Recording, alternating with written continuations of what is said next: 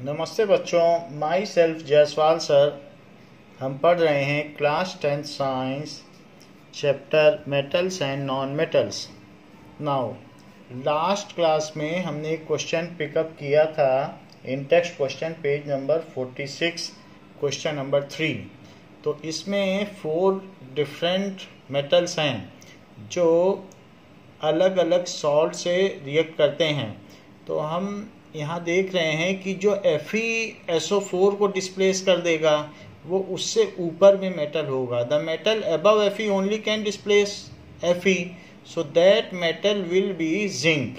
तो क्योंकि वो Fe को कर सकता है, जो FeSO4 को डिस्प्लेस कर सकता है, वो तो कॉपर सल्फेट को भी डिस्प्लेस कर सकता है। तो यहाँ आप लिख दीजिए कि डिस्प्लेसमेंट होगा, क्योंकि ऐसा मेटल जो Fe से ऊपर है वो तो कॉपर से ऊपर हो ही जाएगा। कॉपर तो बहुत नीचे पादान पर है और प्रोबेबली वो मेटल जिंक होगा, क्योंकि जिंक को नहीं कर सकता। तो कोई मेटल खुद को तो अपने सोल्यूशन से डिस्प्लेस कर नहीं सकता, और जिसने Fe को उसके सोल्यूशन से कर दिया, कॉपर को कर दिया, तो सिल्वर को भी कर देगा। सिल्वर तो बहुत नीचे है, इट इज सेकंड लास्ट। तो इस तरीके से इसे भी डिस्प्लेस कर देगा। तो यहाँ हम देखते हैं कि द मोस्ट रिएक्टिव मेटल वही होगा जो Fe को कर पाया है, और वो जिंक है। So A will be the most reactive metal, क्योंकि उसने सबको कर दिया और खुद जिंक था, इसलिए वो जिंक को तो नहीं करेगा खुद को। तो इसलिए द सॉल्यूशन बी, जो सबको डिस्प्लेस कर रहा है और खुद को नहीं कर रहा है, वही सबसे ज्यादा रिएक्टिव है। So metal B is most reactive metal.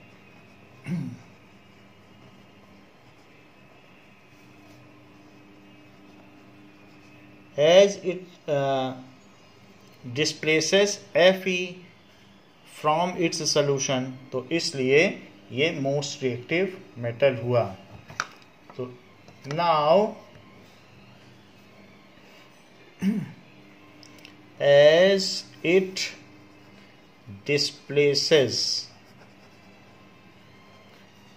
Fe from FeSO4, so B metal is above Fe, so B metal is above Fe, ऐसा होगा।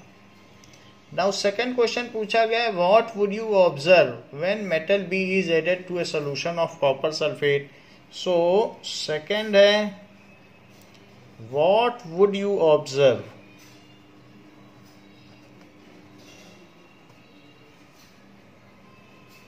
when B metal is added to copper sulfate? तो उसे जब copper sulphate में डाला जाएगा तो क्या होगा? Now तो जिसने FeSO4 को कर दिया वो कॉपर को भी कर देगा। Fe से ज्यादा रिएक्टिव है तो कॉपर से ज्यादा तो हो ही गया। सो इट विल डिस्प्लेस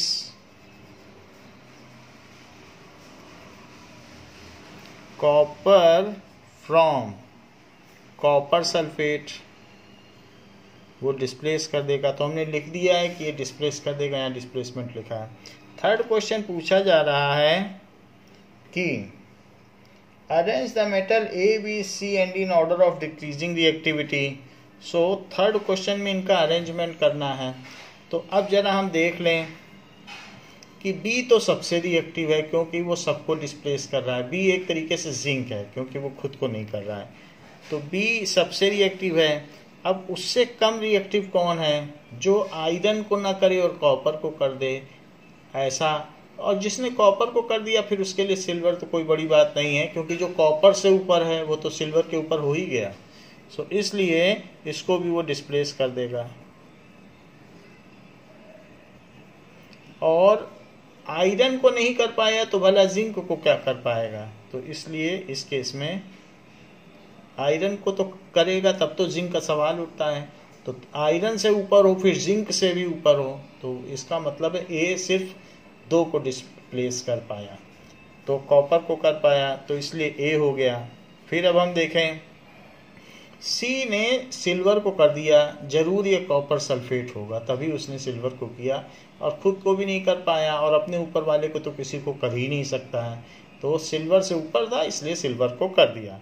तो सी ने सिल्वर को सिल्वर नाइट्रेट से अलग कर दिया।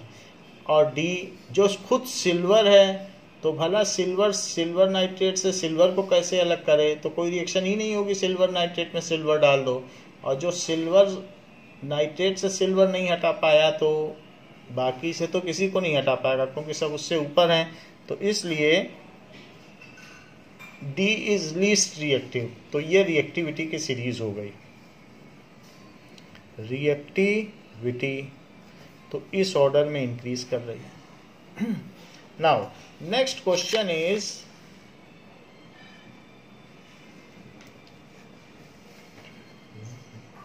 which gas is produced when dilute hydrochloric acid is added to a reactive metal? So which gas is produced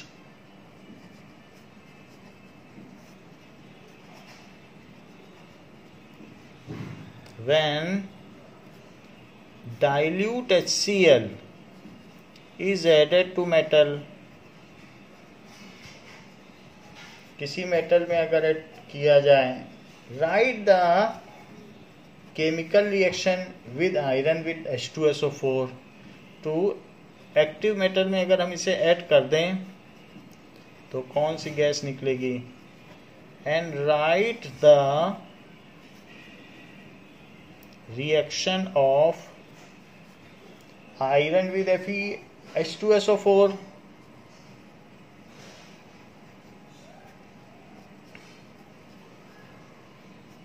So hydrogen gas is liberated when active metal, जो hydrogen से ऊपर है वही एक्टिव मेटल है, हाइड्रोजन से नीचे वाले, अब जैसे गोल्ड हो गया, प्लेटिनम हो गया, सिल्वर हो गया, उसके नीचे वाले की बात नहीं करेंगे, या मरकरी हो गया उसके नीचे वाले की हम बात नहीं करेंगे।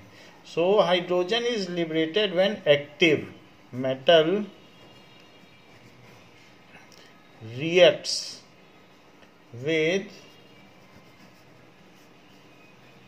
acid, ऐसा होगा।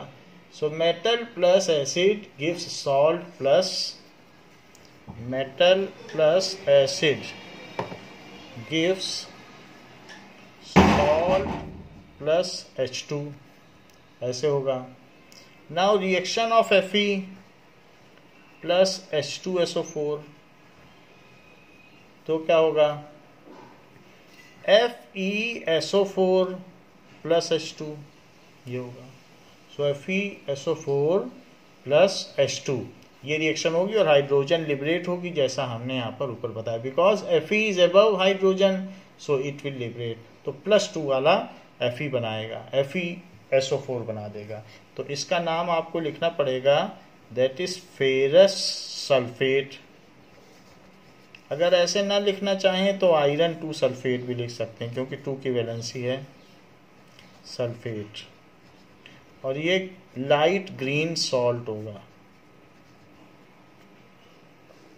नाउ तो व्हाट हैपेंस, तो ये हमने लिख दिया, इसके साथ रिएक्ट करेगा तो लाइट ग्रीन कलर का बनाएगा और hydrogen gas is liberated. What would you observe when zinc is added to a solution of iron 2 sulfate? 5th question पूछा गया है। So what will happen if zinc is added to FeSO4? यदि FeSO4 ferrous sulphate में zinc add किया जाए तो क्या होगा, zinc plus FeSO4 gives ZnSO4 plus Fe अलग हो जाएगा, और ये सॉल्ट सोल्यूशन है, सो ग्रीन कलर का होगा, लाइट ग्रीन का, तो लाइट ग्रीन सॉल्ट सोल्यूशन। जबकि जिंक सल्फेट का सोल्यूशन कलरलेस होता है, सो कलरलेस सॉल्ट सॉल्यूशन और Fe डिस्प्लेस हो जाएगा. So zinc will displace iron from iron sulphate. Zinc will displace iron from iron sulfate and will make its own salt.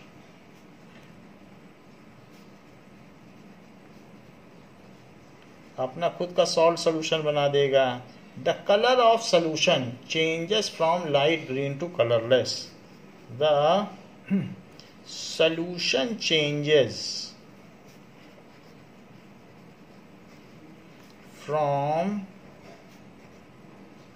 light green to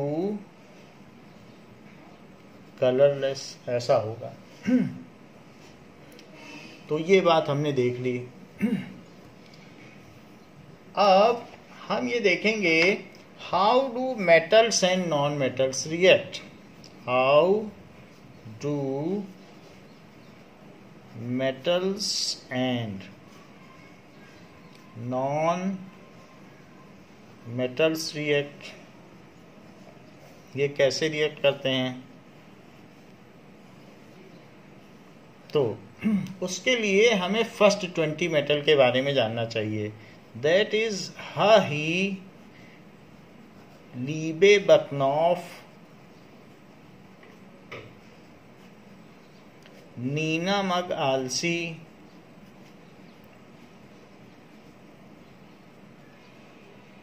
PS color K का. So PS color K का. He, Liebe-Backnopf, He, Liebe-Backnopf,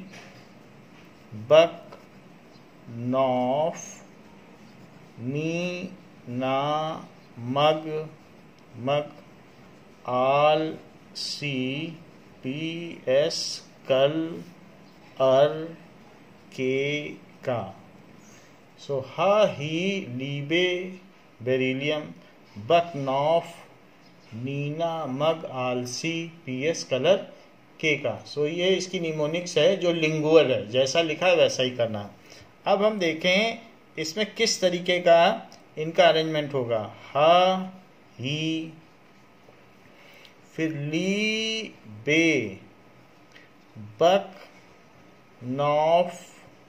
नी आ गया, ना Mag-Alsey, PS colour के का. तो ये जो है ये नोबल गैसेस हैं. जो हीलियम है, नियॉन है और ऑर्गन है, ये तीनों गैसेस कैसी हो गई? Noble gases. उसी ऑर्डर में लिखा है ही, लीबे-बकनॉफ, नीना Mag-Alsey. तो ये नोबल गैसेस हैं.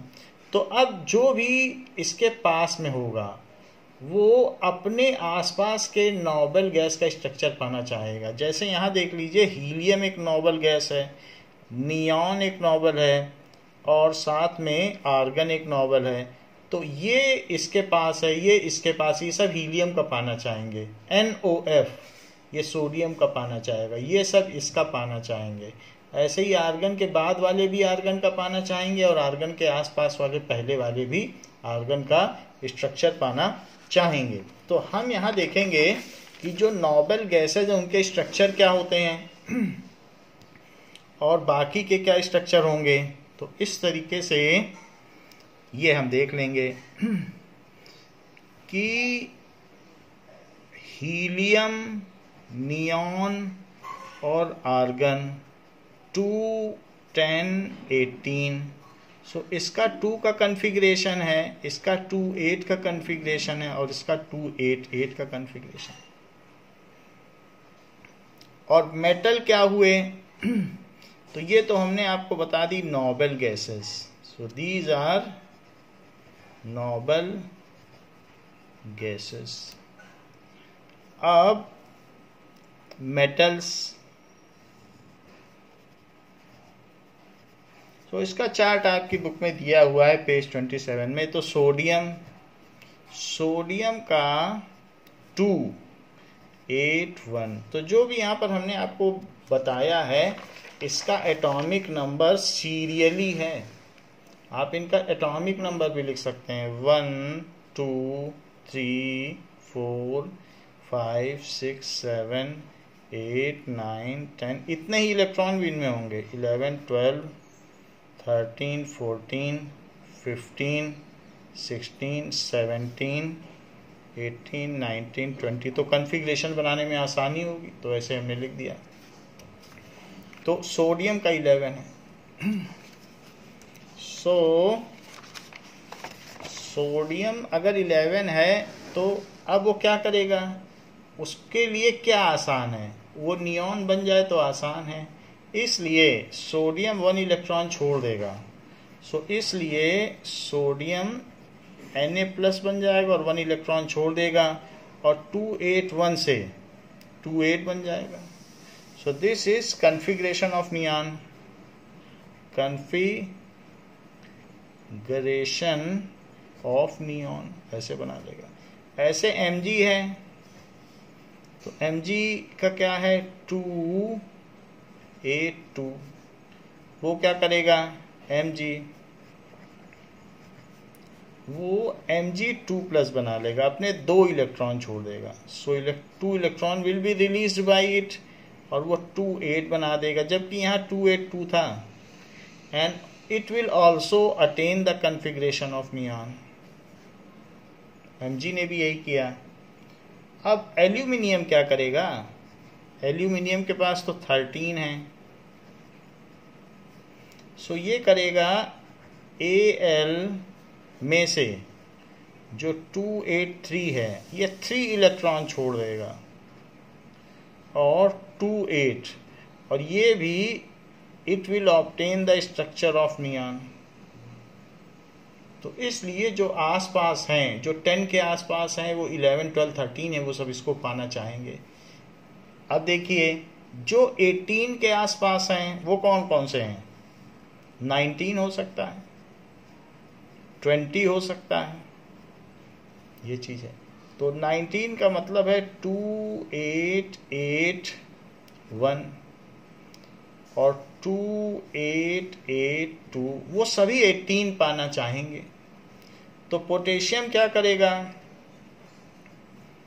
जो कि 2881 है, 19 इलेक्ट्रॉन के साथ है, वो 1 इलेक्ट्रॉन छोड़ देगा और आउटर मोस्ट का ऑक्टेट पूरा कर लेगा, और ऐसा करके वो ऑर्गन का स्ट्रक्चर पा लेगा। सो कन्फिग्रेशन ऑफ ऑर्गन, चाहे मेटल हो या नॉन मेटल हो, सभी नोबेल गैस का आउटर मोस्ट स्ट्रक्चर पाना चाहते हैं, या ये कहिए कि ऑक्टेट पूरा करना चाहते हैं। कैल्शियम फिर कैसे करेगा, कैल्शियम भी यही काम करेगा। कैल्शियम में 2882 है, ये 2 इलेक्ट्रॉन को रिलीज कर देगा और ये कन्फिग्रेशन ऑफ ऑर्गन ये भी पा लेगा, इसने भी पा लिया और इसने भी पा लिया। तो इस तरीके से all metals release the valence shell electron to form cation and to attain the configuration of nearest noble gas structure. All metals जो भी हैं release valence electron to attain nearest noble gas configuration. अगर मान लीजिए मैंने यहाँ पर lithium लिखा होता, लिथियम भी इसके अंडर में आ सकता है, तो लिथियम में 3 होते हैं जो कि 2 1 है, तो लिथियम भी यही करता है। लिथियम अपने में से 2 1 है तो 1 इलेक्ट्रॉन को छोड़ देता और प्लस बन जाता, 1 इलेक्ट्रॉन निकल जाएगा, सेंटर में तो प्रोटॉन है पूरे, इलेक्ट्रॉन गया तो पॉजिटिव एक चार्ज एक्स्ट्रा हो गया, 2 प्रोटॉन निकल गए, 2 इलेक्ट्रॉन निकल गए तो 2 प्रोटॉन ज़्यादा हो गए सरप्लस। उसके अंदर तो प्रोटॉन तो थे ही, इलेक्ट्रॉन हटने से वो न्यूट्रलाइज नहीं हो पाए तो 2+ चार्ज हो गया। तो इसने अटेन कर लिया कॉन्फ़िगरेशन ऑफ हीलियम। तो इस तरीके से जो भी मेटल हैं वो अपने आसपास का, 3 वाला है तो 2 का ही करेगा, वो 10 का तो आप मुकाबला नहीं कर पाएगा कि उसको कौन फिर जो 7 कौन दे देगा। तो इस तरीके से 2-3 इलेक्ट्रॉनों का ही लेन देन होता है। तो ये चीज़ है। तो all metal release valence electron and attain nearest noble gas configuration, they form cation.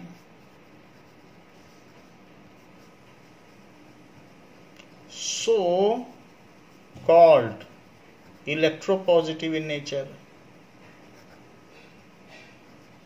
इसलिए उन्हें इलेक्ट्रोपॉजिटिव कहा जाता है। नॉन मेटल क्या करेंगे तो नॉन मेटल का भी देखें, जैसे कि नाइट्रोजन हो गया तो 7 हो गया, ऑक्सीजन 8 हो गया, फ्लोरीन 9 हो गया, ये सब नॉन मेटल हैं। इसके अलावा भी फॉस्फोरस 15 हो गया, सल्फर 16 हो गया, क्लोरीन 17 हो गया, ये सब भी नॉन मेटल है। ये चीज़ हो गई। तो वो भी यही काम करेंगे। अब नाइट्रोजन है 7 है तो इसका 2,5 है। अब ये अपने आसपास नियॉन का स्ट्रक्चर पा ले, क्योंकि नियॉन ही सबसे पास में है। तो इसलिए ये क्या करेगा, इसको कहीं से अगर 3 इलेक्ट्रॉन मिल जाएंगे then it readily accept 3 electron and N-3 nitride ion बन जाएगा, दैट इज नाइट्राइड आयन। और जिसका कॉन्फ़िगरेशन अब 2-8 होगा, 3 इलेक्ट्रॉन मिल गया इसको अपनी आउटर मोस्ट ऑर्बिट में। पहले 5 थे, 3 और ले लिया इसने, अब हो गए 8 पूरे। तो इस तरीके से ये किसका कॉन्फ़िगरेशन हो गया, नियॉन का। फिर ऑक्सीजन क्या करेगा, दैट इज 2-6 है, इसको 2 इलेक्ट्रॉन की ज़रूरत है तो ऑक्सीजन 2 इलेक्ट्रॉन ले लेगा। और ऐसा करके ये अपनी आउटर मोस्ट ऑर्बिट का ऑक्टेट पूरा कर लेगा। और 2- चार्ज भी लग जाएंगे, क्योंकि सेंटर में तो प्रोटॉन आया नहीं, इलेक्ट्रॉन आए हैं। तो ये ऑक्साइड आयन हो गया and it is configuration of neon, क्योंकि 10 होते हैं नियॉन में, तो 10 इसने कर लिए। देख लो आप, 10 होते हैं नियॉन में। फिर फ्लोरीन क्या करेगा, जिसके के पास 2-7 है और सिर्फ 1 से कमी है, अदरवाइज इसका भी ऑक्टेट पूरा हो जाता है। तो ये फ्लोरीन 1 इलेक्ट्रॉन एक्सेप्ट कर लेगा और F- बना लेगा। ऐसा करके ये अपना ऑक्टेट भी पूरा कर लेगा, ये फ्लोराइड आयन कहलाएगा और इसका जो कॉन्फ़िगरेशन है वो नियॉन का हो जाएगा। तो इन सभी ने नोबेल गैस का स्ट्रक्चर पा लिया है। आप यहाँ देखो 2-8-2-8-2-8। क्या फॉस्फोरस भी कभी नोबेल गैस का स्ट्रक्चर पा पाएगा, तो हाँ, F में फॉस्फोरस है तो it is P, that is इसका 2-8-5 है। सो 2-8-5, यदि इसको कोई 3 इलेक्ट्रॉन दे दे सो ये P3- बना देगा और 3 इलेक्ट्रॉन के मिलते ही इसके पास अब 18 इलेक्ट्रॉन हो गए हैं और इसका कॉन्फ़िगरेशन ऑफ ऑर्गन का हो गया है और ये फॉस्फाइड आयन भी बन चुका है, फॉस्फाइड आयन। सल्फर के बारे में आप क्या सोचते हैं, तो 2-8-6 सल्फर भी क्या कुछ कर पाएगा, तो सल्फर भी कर लेगा। सल्फर को अगर 2 इलेक्ट्रॉन मिल जाएं, दैट इज 2-8-6 है, 2 इलेक्ट्रॉन मिलते ही ये सल्फाइड आयन बना लेगा और इसका स्ट्रक्चर अब 2-8-8 का हो जाएगा, 2 इलेक्ट्रॉन मिल गए और ये हो गया कॉन्फ़िगरेशन ऑफ आर्गन। इसने भी 18 अपना पूरा कर लिया। लेकिन क्लोरीन क्या करेगा, जिसके पास 2-8-7 है, वो एक इलेक्ट्रॉन एक्सेप्ट करेगा और क्लोराइड आयन बना देगा और 288 कर लेगा, जो कि कॉन्फ़िगरेशन ऑफ ऑर्गन है। तो नॉन मेटल भी क्या करते हैं, नॉन मेटल एक्सेप्ट इलेक्ट्रॉन, सब तरफ एक्सेप्टेंस हो रहा है, non metal accept electron and metal सब तरफ डोनेट हो रहा है, निकाल देते हैं वैलेंस शेल के electron, non metal donate release कर देते हैं, ये फालतू के इलेक्ट्रॉन रिलीज कर देते हैं और ऑक्टेट पूरा करते हैं। और ये जो डेप्रिशियंसी है, दे आर डिप्राइव्ड ऑफ, तो उसको कंपेंसेट करते हैं बाहर से ले लेके, तो नॉन मेटल ऐसा करते हैं। So non metal accept electron to या रिसीव करते हैं इलेक्ट्रॉन,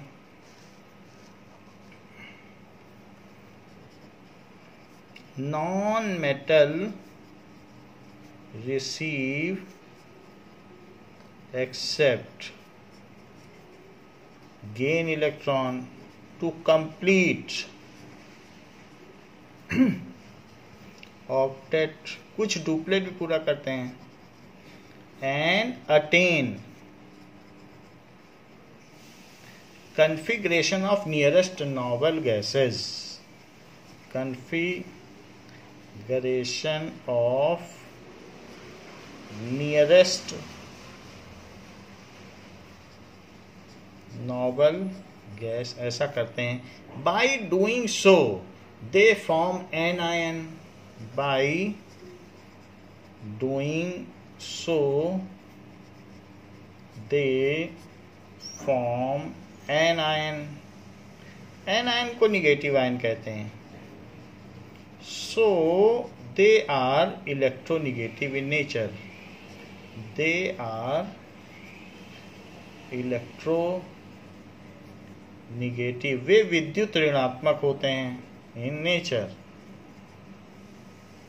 अब जरा देखें, the same thing which I have depicted और explained has been given in tabular form in your book. तो इस बुक में भी आप देख सकते हैं और उसके हिसाब से स्टडी कर सकते हैं कि चाहे मेटल हो या नॉन मेटल हो, तो वो इसी का स्ट्रक्चर पाना चाहते हैं। बाकी जो फॉर्मेशन है कि कैसे NaCl का फॉर्मेशन हुआ, ये सब हमने आपको बता दिया है कि different metals and non metals कैसे रिएक्ट करते हैं। Now we will see that what does it mean by chemical bond. Chemical bond,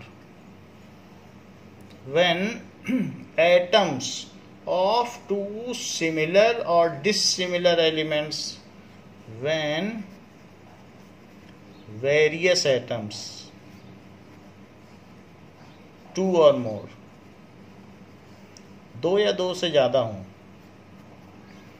of similar or dissimilar elements,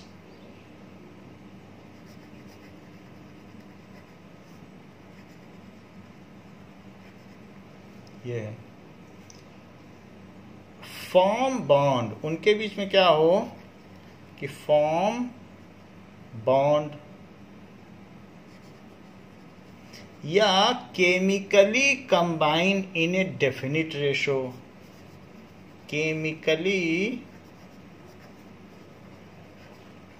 combine in definite proportion या रेशो, आइदर बाई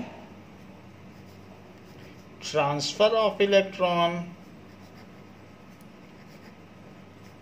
और by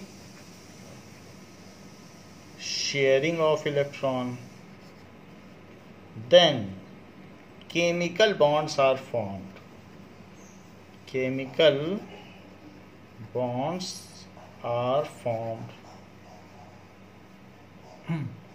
जब दो या दो से अधिक तत्व जो या तो समान हो या अलग अलग हो, उनके परमाणु एक स्थिर मात्रा में या तो इलेक्ट्रॉनों के स्थानांतरण से या साझेदारी से कोई बंध बनाते हैं, तो उनको रासायनिक बंध कहा जाता है। नाउ केमिकल बॉन्ड्स तभी बनते हैं जब इलेक्ट्रॉन का ट्रांसफर हो या उनका आपस में शेयरिंग हो। So it is of two types, it is of two types. पहला है आयनिक बॉन्ड, दूसरा है कोवेलेंट बॉन्ड। कोवेलेंट बॉन्ड की अगले चैप्टर कार्बन इन कंपाउंड में विस्तार से चर्चा की गई है। सो आयनिक बॉन्ड क्या होता है? Ionic bond, such chemical bonds are formed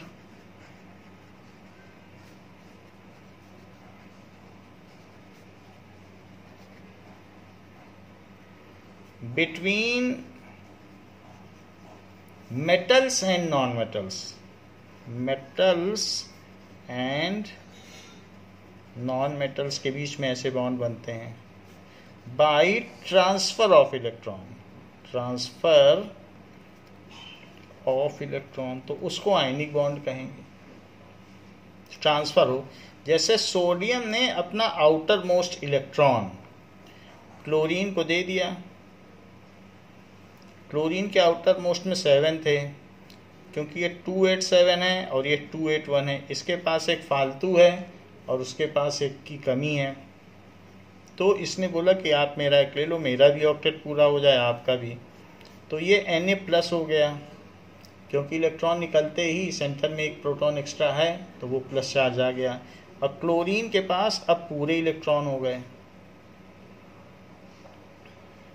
तो इस पे निगेटिव चार्ज आ गया। तो ये ट्रांसफर की वजह से बना है, तो ये आयनिक कंपाउंड हो गया, आयनिक बॉन्ड बन गया। इनके बीच में आयनिक बॉन्ड है और जो कंपाउंड बना, क्योंकि कोई भी डिफरेंट एलिमेंट्स मिलते हैं तो कंपाउंड बनाते हैं। हम लोगों को मालूम है कंपाउंड में डिफरेंट एलिमेंट एक फिक्स्ड रेशो में होते हैं, 9th में पढ़ा है। एलिमेंट और कंपाउंड ये एक प्योर सब्सटेंसेस के टाइप हैं। तो ये आयनिक कंपाउंड है। So those chemical substance in which constituents are cations and anions, इसके constituents cations and anions हैं। जैसे हमने सोडियम क्लोराइड का आपको क्यूबिक स्ट्रक्चर दिखाया था जिसमें ग्रीन और पर्पल कलर के मॉलिक्यूल से, तो वो सोडियम क्लोराइड का स्ट्रक्चर था। So ionic compound, so those compounds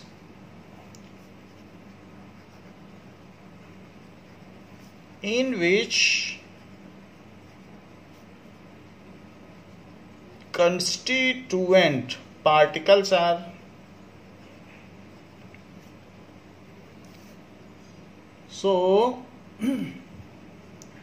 constituent particles कैसे होते हैं? Now constituent particles are cations and anions, cations and anions are called ionic compound, उनको हम आयनिक कंपाउंड कहेंगे। सो ये आयनिक कंपाउंड होते हैं। जैसे सोडियम क्लोराइड कंटेन्स, जो खाने वाला नमक है common salt, chloride contains Na+ and Cl- as constituent particles, as constituent particles. So it is ionic compound. इसमें कैटायन और एनायन ही रहते हैं। It is ionic compound. It is crystalline in nature, तो ये जो भी होगा ये क्रिस्टल्स के फॉर्म में होगा। Now here we can see that it is in crystalline form. Copper sulphate crystalline form में है, तो ये क्रिस्टल के फॉर्म्स में होते हैं। अब इनके क्रिस्टल बनाए जा सकते हैं। और ज़्यादातर सॉल्ट्स आयनिक कंपाउंड होते हैं। तो यहाँ पर हम देख सकते हैं कि most of the salts are ionic in nature. तो ये जो भी सॉल्ट्स हैं ये सब आयनिक हैं। So these are ionic. तो इनमें इलेक्ट्रॉन के ट्रांसफर से, सॉल्ट तो हमें मालूम है कि मेटल कैटायन और नॉन मेटल एनायन से बनते हैं, तो ये सभी आयनिक कंपाउंड हैं और वाटर में ये सॉल्युबल हैं और ये इलेक्ट्रिसिटी को कंडक्ट कर सकते हैं। तो और क्रिस्टल भी बना सकते हैं, जैसे कॉपर सल्फेट का क्रिस्टल बन जाता है, तो यहाँ क्रिस्टल दिखाया भी गया है कि क्रिस्टल बन जाता है। तो ये चीज़ है। तो we will see the property of ionic compound. तो आयनिक कंपाउंड तो हमें पता चल गया कि आयनिक कंपाउंड ट्रांसफर से बनता है। सो लेट अस सी, और इनके बहुत हाई मेल्टिंग पॉइंट होते हैं, इलेक्ट्रिसिटी कंडक्ट नहीं करते। आप इनके NaCl और ये देखिए कितने ज़्यादा मेल्टिंग पॉइंट है, 1000 से ऊपर ही हैं ज़्यादातर के। So they have high melting point और बॉइलिंग पॉइंट भी बहुत हाई है। तो इस तरीके से प्रॉपर्टीज ऑफ आयनिक कंपाउंड क्या क्या होती हैं, जो कि आयनिक कंपाउंड केमिकल जो आयनिक बॉन्ड है और केमिकल बॉन्ड कोवेलेंट बॉन्ड, तो आयनिक बॉन्ड से जो बनने वाले कंपाउंड है वो आयनिक कंपाउंड कहे जाएंगे और केमिकल बॉन्ड से बनने वाले कोवेलेंट बॉन्ड से बनने वाले सारे कंपाउंड कोवेलेंट कंपाउंड कहे जाएंगे। तो कोवेलेंट कंपाउंड जो भी हैं ज़्यादातर कार्बन के होते हैं, वो अगले चैप्टर में हैं, और जो आयनिक बॉन्ड से बनने वाले हैं उन्हें आयनिक कंपाउंड कहा जाएगा, जिसके कंस्टिट्यूएंट्स कैटायंस और एनायंस होते हैं और वो लैटिस पॉइंट्स पर होते हैं। Now properties of ionic compound.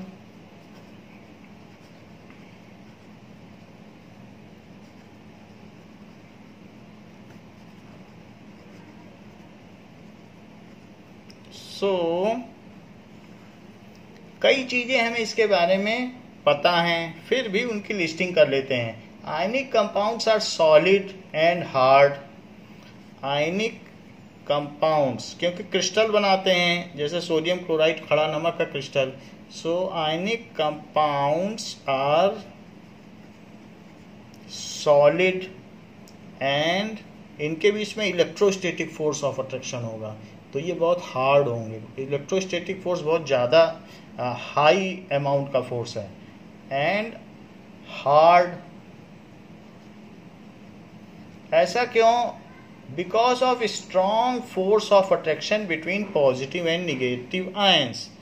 Because of strong force of attraction between positive and negative ions, तो उनके बीच में स्ट्रॉन्ग फोर्स होता है।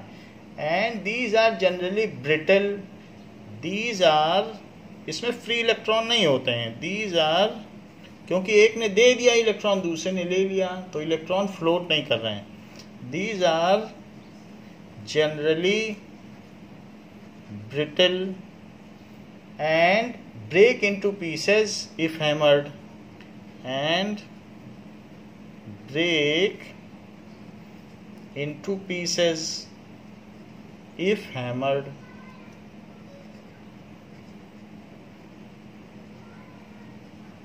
तो ये चीज बताई गई कि ये हार्ड होते हैं और इनके कंस्टिट्यूएंट्स कैटायंस और एनायंस होते हैं। Now we can see that The ionic compounds are crystalline in nature। आप यहाँ देखिए ये कैसे क्रिस्टल के तौर पर हैं। So these are crystalline in nature। आप ये सारे के सारे क्रिस्टल्स हैं। So they form very good crystals। So these are crystalline in nature। और दूसरी चीज जो इनमें constituents हैं, they are, जैसे सोडियम क्लोराइड में तो कैटायंस एंड एनायंस के कंस्टिट्यूएंट्स हैं, they are in having a ordered arrangement of anions and cations. तो इनका ऑर्डर्ड अरेंजमेंट है, अल्टरनेट कैटायंस और एनायंस है। क्लोरीन ग्रीन कलर का है और पर्पल कलर का सोडियम आयन है। सो इसमें आयंस कंस्टिट्यूएंट्स होते हैं and they are bonded by electrostatic force of attraction between negative and positive charges। और ये जिस पॉइंट पे हैं उन पॉइंट्स को लैटिस पॉइंट्स कहा जाता है। जैसे कमरे में ईंट होती है और उसका सेंटर जो होगा वो लैटिस पॉइंट है, ऐसे ही जो इनका स्ट्रक्चर है उसका जो सेंटर है वो लैटिस पॉइंट कहा जाता है। तो दो चीज़ें हमने देख ली कि ये क्रिस्टलाइन होते हैं, जैसे आइस क्रिस्टलाइन है, अगर उस पर आप हैमरिंग करोगे तो टूट जाएगी। उसी तरीके से अगर इनको हैमर किया जाए तो ये ब्रिटिल हैं, ये टूट जाते हैं। तो पहली प्रॉपर्टी हमने देख ली कि स्ट्रॉन्ग फोर्स ऑफ अट्रैक्शन से जुड़े हुए हैं, इलेक्ट्रोस्टैटिक फोर्स ऑफ अट्रैक्शन। दूसरी चीज़, जब इतना स्ट्रॉन्ग फोर्स ऑफ अट्रैक्शन है तो इनका क्या होना चाहिए, दे have high melting and boiling points. So melting and boiling point. So ionic compounds have high melting and boiling points. Ionic compounds have high melting point and boiling point because it requires a large amount of energy to break apart such constituent ion. So as it requires large amount of energy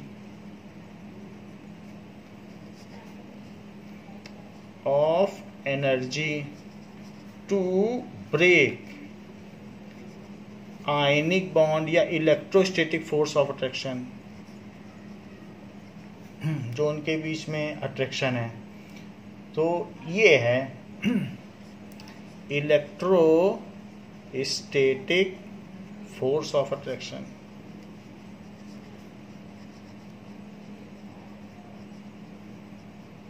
तो इस वजह से ऐसा होता है। जैसे NaCl का जो मेल्टिंग पॉइंट है वो ऑफ NaCl वो 1074 केल्विन है और बॉइलिंग पॉइंट 1686 है, तो ये हाई होता है। तीसरी चीज कही गई है, आयनिक कंपाउंड्स वाटर में अलग अलग हो जाएंगे Na+ और Cl- में, और फिर चारों तरफ पानी से घिर जाएंगे, जिसको कि हाइड्रेशन कहते हैं।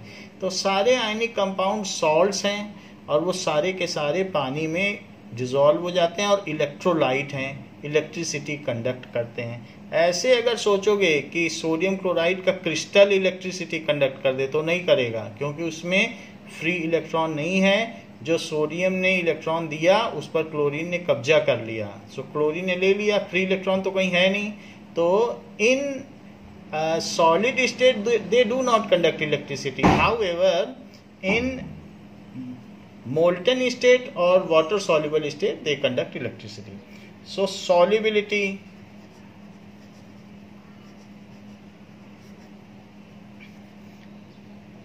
इलेक्ट्रोवैलेंट कंपाउंड्स, जो आयनिक कंपाउंड्स हैं, इनका दूसरा नाम है इलेक्ट्रोवैलेंट कंपाउंड भी बोला जाता है। इलेक्ट्रोवैलेंट क्योंकि चार्ज की वजह से हैं। Compounds are generally soluble in water. Generally soluble in water. Mostly soluble होते हैं। बहुत ज़्यादा फोर्स ऑफ अट्रैक्शन होगा, जैसे लिथियम फ्लोराइड का है, तो नहीं सॉल्युबल होगा, वरना सॉल्युबल हो जाएगा। Generally soluble in water and insoluble in organic solvents and insoluble in non-polar solvent। non-polar organic होते हैं जिनमें पार्शियल पॉजिटिव और निगेटिव चार्ज नहीं होता, क्योंकि वो उसको घेर नहीं पाएंगे, तो बार बार ये फिर मिल जाएंगे। सॉल्वेंट्स यानी ऑर्गेनिक सॉल्वेंट्स जो कार्बन से मिलके बने हैं, जैसे C6H6 बेंजीन है, डिओड्रेंट हम लोग लगाते हैं, CCl4 है कार्बन टेट्राक्लोराइड, उनमें ये इनसॉल्युबल है। वाटर पोलर है क्योंकि उसमें पॉजिटिव और निगेटिव दो एंड्स होते हैं, तो इसलिए ये वाटर में सॉल्युबल हैं और इसमें नहीं सॉल्युबल होते हैं। चौथी चीज है कि conduction of electricity, conduction of electricity. So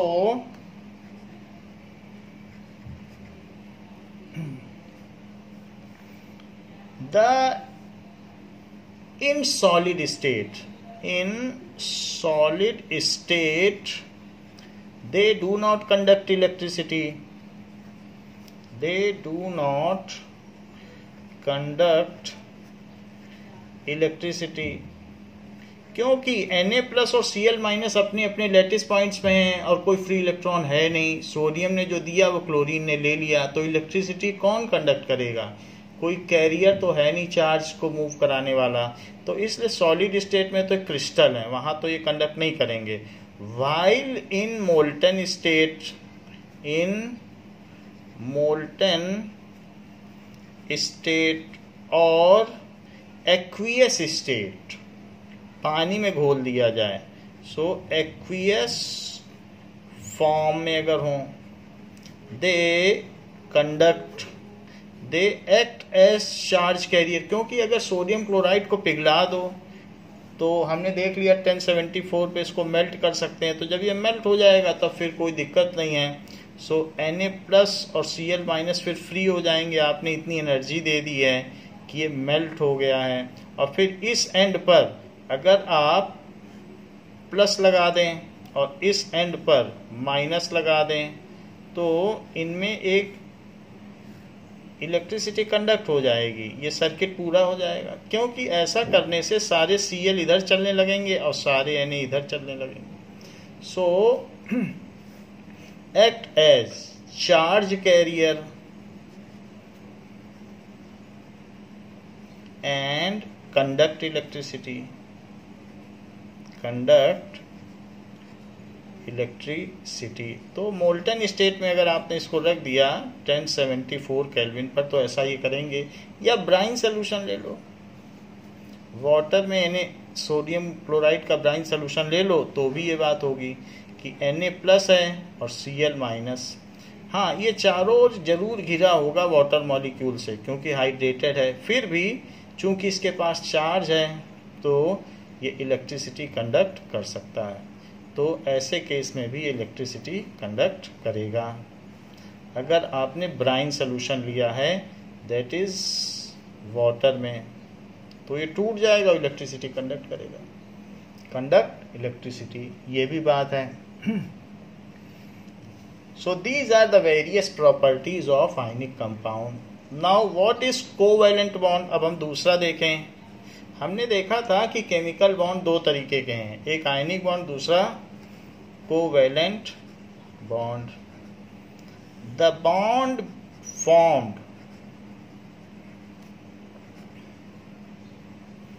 between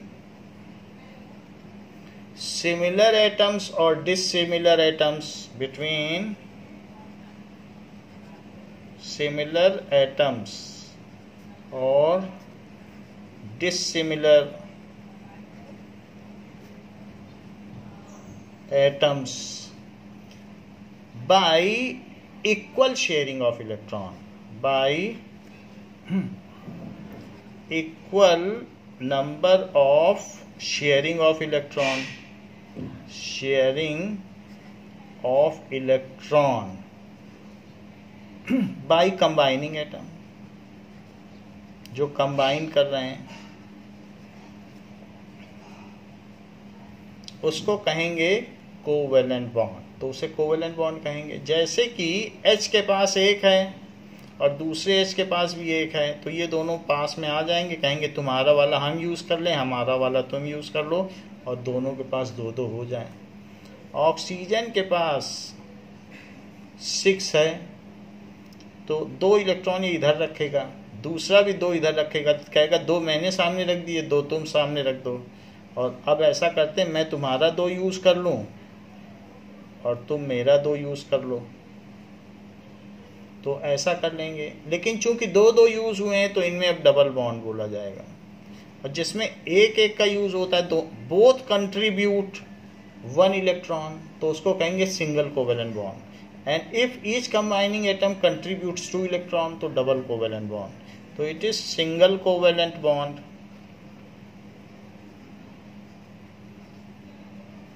और ये कैसा है?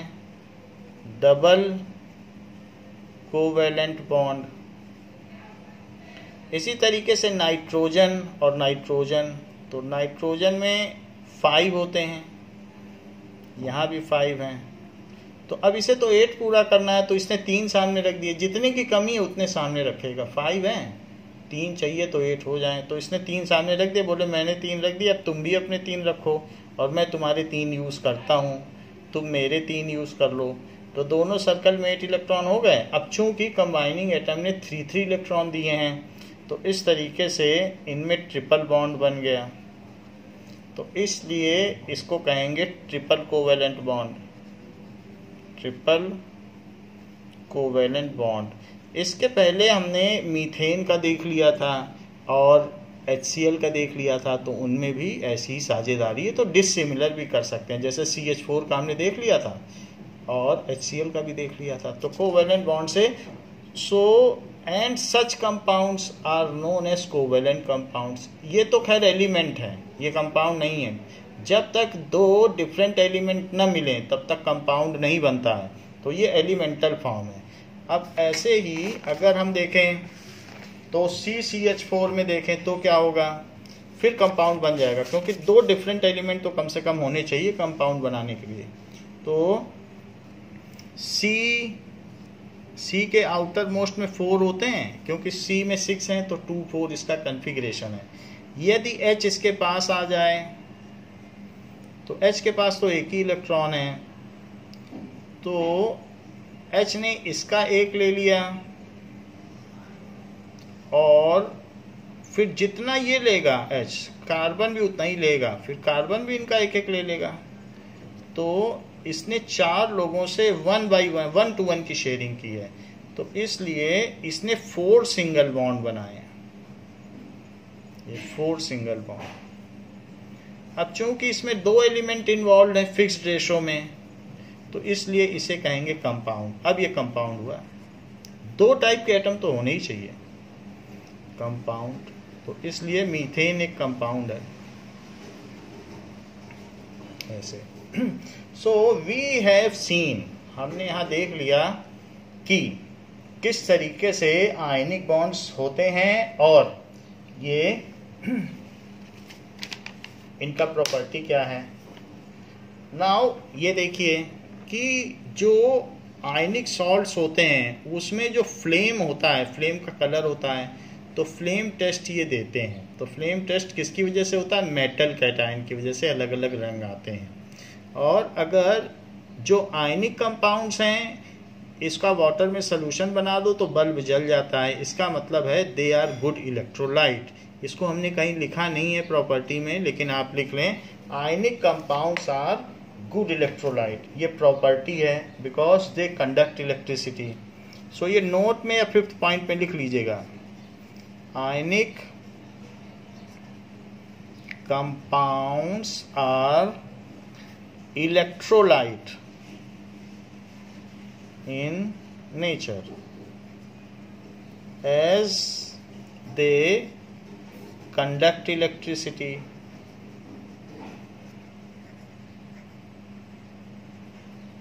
in aqueous solution।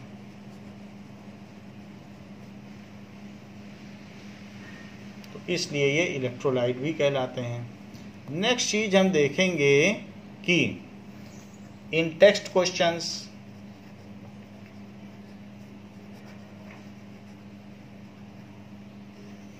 page number 49, so page 49 का देख लो। पहला इन टेक्स्ट क्वेश्चन कहता है कि write the electron dot structure, Lewis dot structure पूछ रहा है। राइट इलेक्ट्रॉन डॉट स्ट्रक्चर, जिसको कि लुईस उन्होंने ही प्रपोज किया था। Structure, so for sodium, oxygen and magnesium, sodium, oxygen and magnesium, तो हम इनका स्ट्रक्चर बना दें। सिर्फ वैलेंस इलेक्ट्रॉन ही दिखाना होता है। सोडियम क्या है 281, सिर्फ आउटर मोस्ट को दिखाइएगा तभी बनता है। ये लुईस डॉट स्ट्रक्चर बन गया, सिंबल के साथ outer most electron. Magnesium, oxygen देखो अब तो 2 6, क्योंकि इसमें 8 होते हैं। आउटर मोस्ट इलेक्ट्रॉन को दिखाना है और वो भी पेयर में, जोड़े में दिखाना है, तो इसका बन गया। मैग्नीशियम, मैग्नीशियम में 2 8 2 होता है क्योंकि यहाँ 12 है, सो बाहर वाला ही दिखाना। तो these are Lewis dot structures. Lewis या इलेक्ट्रॉन डॉट स्ट्रक्चर्स। तो ये चीज हो गई। इसी का सेकंड पार्ट कहा गया है शो द फॉर्मेशन ऑफ, ये तो फर्स्ट पार्ट था, show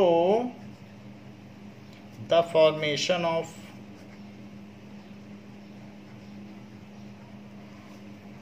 Na2O and MgO by transfer of electron. ये हमने आपको करा दिया है, by transfer of electron. Why are the ions present? What are the ions present in these compound? What are the ions present in these compounds? तो ऊपर ये जो दोनों हैं इनमें क्या क्या आयंस प्रेजेंट है? Now, Na2O contains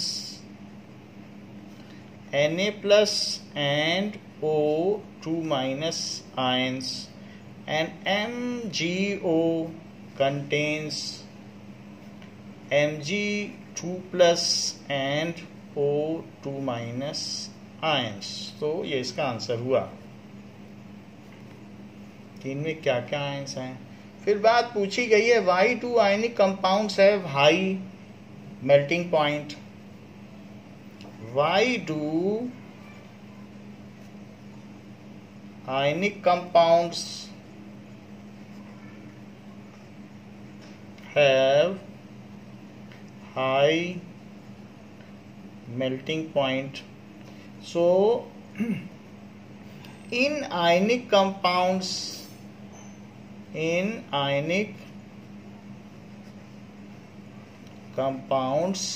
constituents are cations, metal cations होते हैं and non metal anions। so ये simply भी लिख सकते हो cations and anions which are bonded by strong electrostatic force of attraction।